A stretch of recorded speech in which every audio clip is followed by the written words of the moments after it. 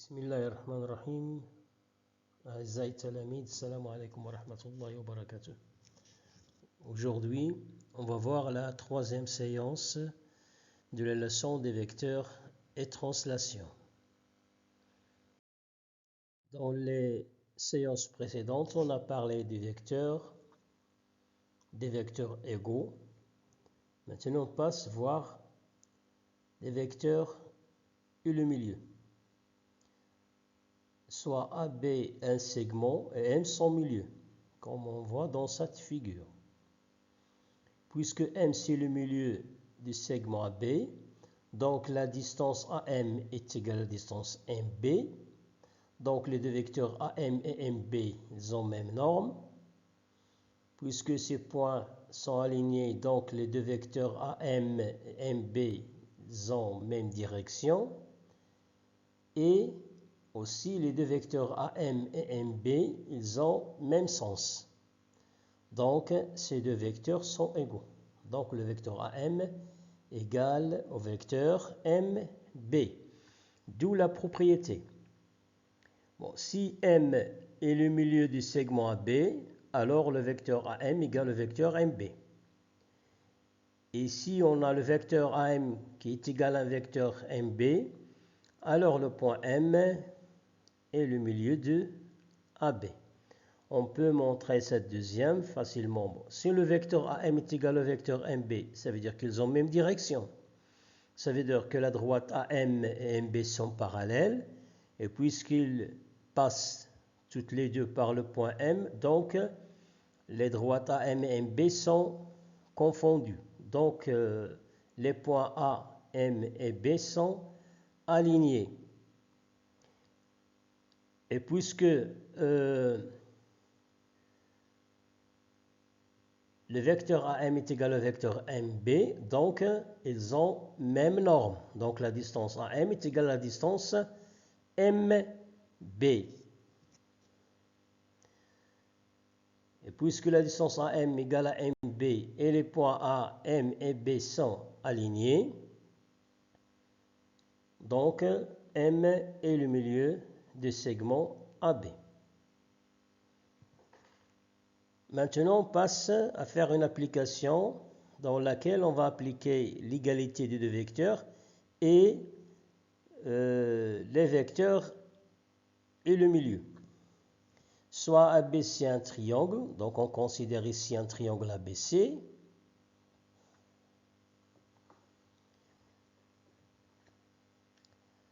On construit le point D tel que le vecteur AD égale au vecteur BC, vecteur AD égale au vecteur BC, on utilise le parallélogramme, comme on a vu. Construire le point E tel que le vecteur AE égale au vecteur CB, de la même manière on construit le point E. Maintenant, on va montrer que le vecteur EA est égal au vecteur AD. Le vecteur EA est égal au vecteur AD.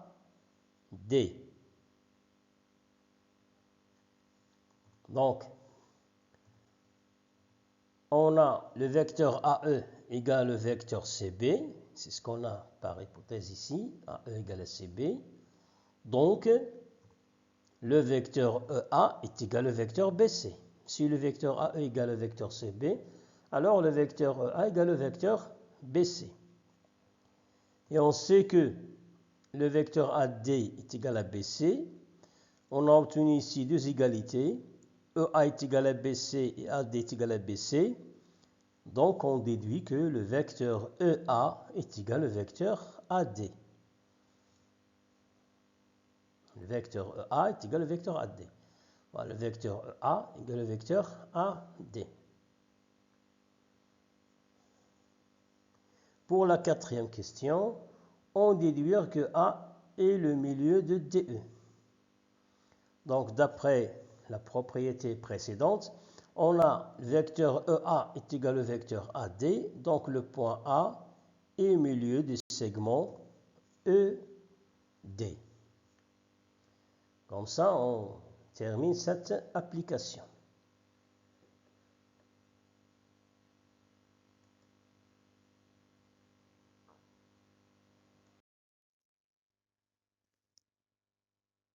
Passons maintenant voir ce qu'on appelle la somme de deux vecteurs. Pour ça, on commence par la définition. On définit la somme de deux vecteurs. Donc, la somme de deux vecteurs AB et AC est le vecteur AD tel que ABDC est un parallélogramme. Donc, si on a un vecteur AB et un autre vecteur AC, la somme des deux vecteurs AB et AC, c'est le vecteur AD tel que le point D constitue avec les points A, B et C un parallélogramme ABDC. Donc tel que le point D, c'est un sommet du parallélogramme ABDC. Donc AB plus AC est égal au vecteur AD. Ici, on a défini la somme de deux vecteurs qui ont même origine A.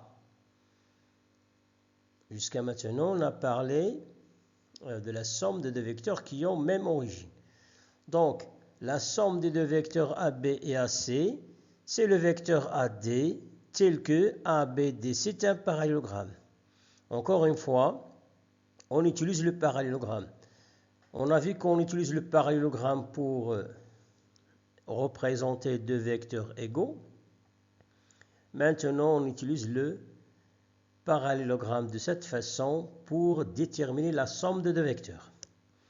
On va appliquer cette définition sur cette figure. On considère un parallélogramme EFGH. Si on applique la définition précédente et on complète les égalités par le vecteur qui convient, on a le vecteur EF plus EH. Vecteur EF plus vecteur EH égale au vecteur EG, parce que EFGH est un parallélogramme. Aussi, FE plus FG, FE plus FG est égal au vecteur FH.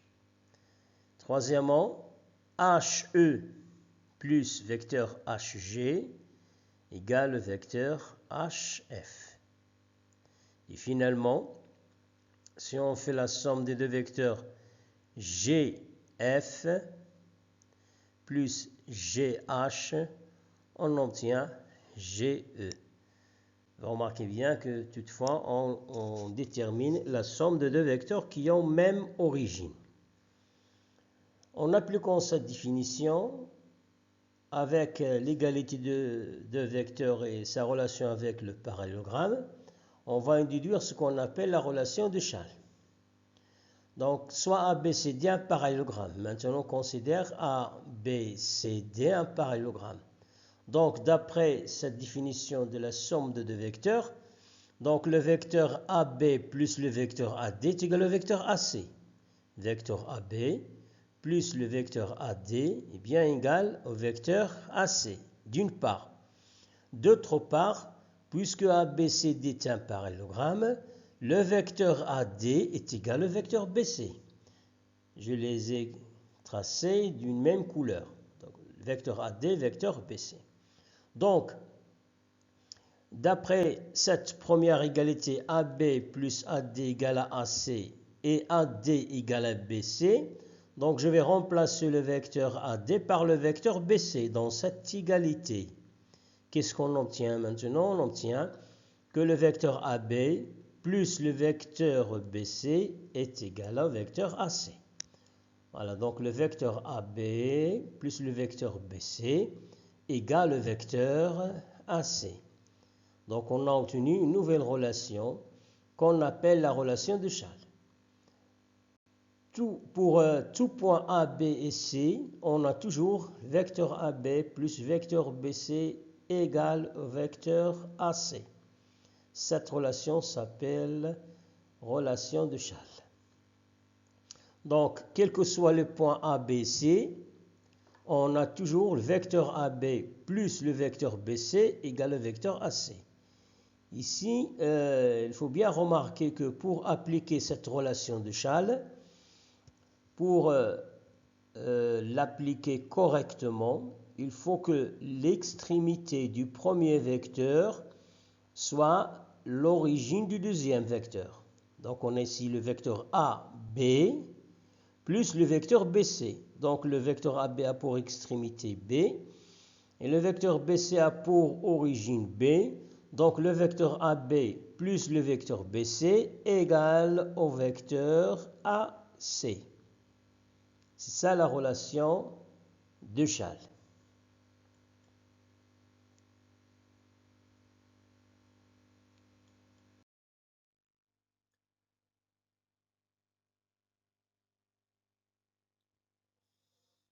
Passons maintenant voir l'opposé d'un vecteur. A et B, deux points distincts. On sait que vecteur AB plus le vecteur BA, si on applique la relation de Schall, on obtient AA. Donc, est égal au vecteur nul. Donc, la somme des deux vecteurs AB et BA est égale au vecteur nul. Donc, ce vecteur BA est l'opposé du vecteur AB, puisque leur somme égale au vecteur nul. Donc, le vecteur BA est l'opposé du vecteur AB. Donc, on écrit vecteur AB égale moins BA. Et on peut remarquer, si on parle de deux vecteurs opposés, on a le vecteur AB et BA sont deux vecteurs opposés, et on remarque que ces deux vecteurs, ils ont même direction, même norme et des sens opposés. Je répète, lorsqu'on a deux vecteurs qui sont égaux, ils ont même direction, même sens et même norme. Alors que les deux vecteurs opposés, ils ont même direction, même norme et des sens opposés. Finalement, on termine par le produit d'un vecteur par un nombre entier. Soit A et B, deux points distincts. Si on a la somme vecteur AB plus vecteur AB, on peut l'écrire deux fois vecteur AB. Si on a vecteur AB plus vecteur AB plus vecteur AB, on peut l'écrire trois fois vecteur AB, et ainsi de suite. Et finalement, 3 fois AB, 3 fois le vecteur AB, on peut l'écrire moins 3 fois vecteur BA. Ça veut dire qu'on a remplacé vecteur AB par moins BA. Donc 3 fois AB égale moins 3 fois BA. Bon, chers élèves, je vous invite à écrire ces définitions, ces remarques et ces applications dans vos cahiers de cours. Et ces exercices, vous allez les écrire dans vos cahiers d'exercices, les faire dans vos cahiers de recherche et on va faire la correction la prochaine séance, Inch'Allah.